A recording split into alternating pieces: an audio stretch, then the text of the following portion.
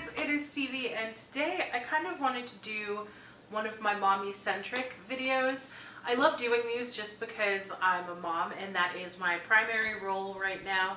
I'm a stay-at-home mom and we're homeschooling, so I kind of just wanted to talk about that and go over that with you because this was not the original path that we thought we were destined for. So it's definitely been a change to what I thought was going to happen and how I had kind of assumed we would raise my daughter. So I kind of want to go over what kind of led us to this decision and also some of my favorite things that I have found to help me homeschool and my favorite resources and like supplies and stuff like that. So let's go ahead and let's just chat about it. Okay, sorry if it's loud. By the way, my neighbors are having a birthday party right now. We're actually headed there in about 30 minutes, hence why I'm actually wearing makeup today. So, you know, it's one of those things. I'm gonna see other moms in a public setting, so I cannot walk around looking like crap. So I was like, all right, baby, give me 20 minutes to put on my makeup. So I put her in a chair next to me and I put on my makeup. And the party is a half hour later than I thought, so I decided to go ahead and film. Anyways, we were not going to homeschool my daughter. We actually have, we had enrolled her into a daycare slash preschool because she was kind of behind on her speech. We were having a hard time getting her to talk to us and getting her to kind of verbally express herself. So we put her into daycare slash preschool. It was a part-time program and she really thrived. She did really, really, really well in it, but she was constantly getting sick. And then towards the end, because it was a brand new daycare in our area, which is just being built up, it's a brand new suburb in Arizona, the classroom got really full and there were more and more children, and my daughter kind of lost a lot of the one-on-one attention she was getting from the teachers, which it's normal. That's normal for a daycare, but we noticed she wasn't doing as well. She wasn't as happy. And then we had a couple of incidents with the daycare. And then there was a big incident involving some of the older children in like a separate building, but a part of the daycare. And that was kind of the final decision for me that we needed to pull her out of daycare. I had an Etsy business on the side, and that's originally why we had put her in there. She needed to work on her speech, and I needed more time to work because I was working until 2 or 3 in the morning every morning, and then taking care of her starting at 6 in the morning. It wasn't working and I was tired and miserable. And in that moment, I decided I'm closing my shop, which I have done. I'm closing my shop and I'm going back to being a full-time stay-at-home mom. And I did that a few months ago, and I very quickly noticed that she started to miss out on some of the things that were being provided by the daycare. So that became like a huge concern, you know, like, oh my gosh, my child isn't thriving as much, like, what do I do? So for me, I kind of realized that I needed to provide her with that structure, and I needed to provide her with the socialization that she was getting from daycare. It couldn't go back to being like it was before she had gone in. I couldn't just play with her and it didn't matter what we played. We just played all day and hung out, and I would put on a movie for her, and she watched a lot more TV than I even really like admitting to. Like, that's how it was in the beginning, and it wasn't working. When she came home, she was too used to school.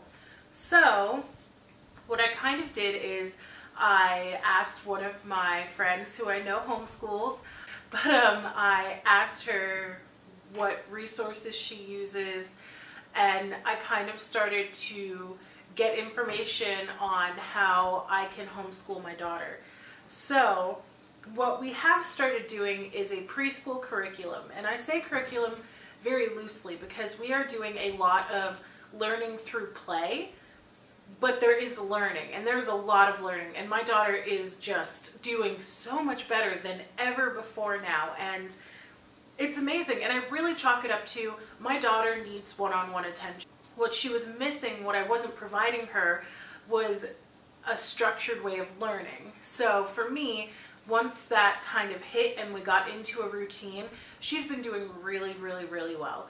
So we are homeschooling now for preschool, and if something changes, if she ever needs that intense socialization that is provided by kindergarten or first grader, you know, whatever it is, then that is what we will do, because I'm a big believer in you provide what your child needs, and every child is individual.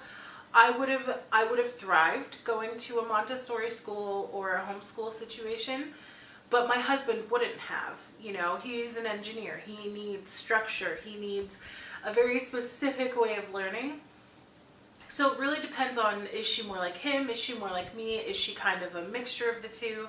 So as she gets older, I will look into joining a homeschooling co-op and doing that. But for right now, I'm really enjoying teaching her now and teaching her kind of, it's not necessarily one-on-one, because one of the things that I've had to do since bringing her home is I have made friends. I have made friends with the neighbor moms who are stay-at-home moms, who have kids that are the same age. And every morning, like clockwork, right around 10 a.m., they're over in my house. And they're in my house for about an hour, and then Madeline goes over there for about an hour. And while they're there, I love for Madeline to interact with them. For a majority of the time, I let them play, and I just kind of am like, oh wow, how many Cheerios are in your bowl? How many, you know, what does this word start with? So I just kind of incorporate learning into the play, and then for the last little bit, we'll do like a craft that's focused around one number or one color or something like that. So I try and incorporate other kids into it, so that way she kind of gets that classroom feeling of, you know, working on a task with people around her. So that was kind of important to me. So that is kind of how we do it.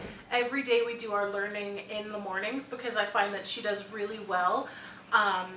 From the time we start, we probably go from 9 to 11, and between 9 and 11 we do 10 to 20 different things, because her attention span is very short, and I never want her to get frustrated with learning, because I feel like that's kind of the thing that sets you up a little bit later in life. Like if you're frustrated from the beginning by learning, then you're gonna have some problems like enjoying the aspect of learning. So we'll read a book, and then we'll switch to building with blocks, and then we'll switch to, you know, picking out colored toys. Like, okay, let's grab all of the toys in the kitchen that are yellow.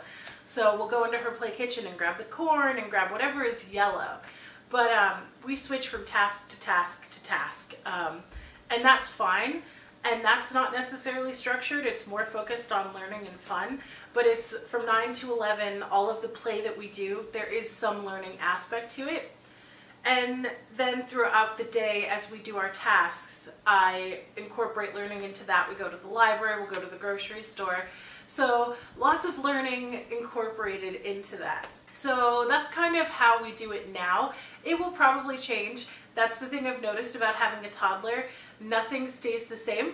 So, you know, we'll see how it goes. But I do have some of my favorite stuff here to kind of show you guys what I'm learning a lot of. The stuff that I don't have with me because it was too big. I have a play kitchen, a wood play kitchen that we love. It's really cool. I have a table and chair set up so that way when we do crafts and when we do things, she gets that kind of pseudo classroom setting, and I have chairs, and it's a big enough table for all of the girls to sit and play, and we can all sit there and do stuff. And then I do have a leap pad. We don't use it often. We use that in the car because my daughter is not great in the car. She still gets very uncomfortable in her car seat. So we use the leap pad instead of putting like a show on our telephones, like on our cell phones and giving that to her. I prefer the leap pad to just putting the show on for her. So we do have some electronics, but I typically try to stay away from that just because I can achieve everything without having to use a screen, but we do use it. And don't think that we never have the TV on. There are moments when we have the TV on every day when I need to do something like shower or, you know, mom stuff. But yeah, that's just kind of how we do it. But so one of my favorite things are library books. I always get two kinds of library books. This is 10, 9, 8. I'm just trying to cover up where my library is just in case. And then I have the steampunk ABCs. This one is really cute too. So that's something that I always have. When we go to the library, we will pick up about 5 or 6 books because we do a lot of reading. But one has to be numbers and one has to be ABCs because that's what we're learning right now. And I always try to go to the concepts section of the library and pick up one for counting forwards and backwards. This one counts backwards. And then one for ABCs. And then we just have some fun ones. This one is Charlotte Jane Battles Bedtime, Hello Moon, and then Race Car Count. So I have 2 counting this time. Madeline's really close to being able to count to 20, so I'm really focusing on counting right now. Another favorite that I have, these were a little bit pricey, but I think they're worth it.